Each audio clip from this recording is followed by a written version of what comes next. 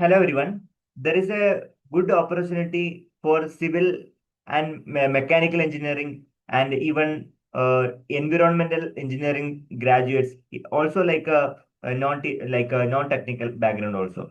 So there is one company, namely Enviro Control Private Limited, which is a pioneer in the environmental infrastructure projects in India since last 47 years and undertaking different type of contract work based upon the water, sewage, industrial effluent treatment plants, and wastewater recycling and reuse plants.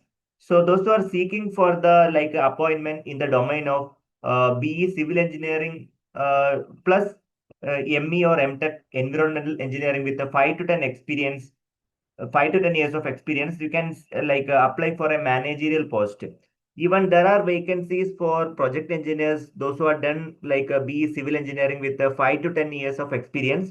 Those who are well versatile in Primavera, there are chances of getting appointment very soon. Even senior engineers, those who are having experience between 2 to 5 years, those who are done BE civil engineering and ME or MTech environmental engineering, there are chance of getting appointment. Even a draftsman post is also available. Those who completed ITA, diploma, civil or mechanical with 2 to 5 years of experience, you can apply.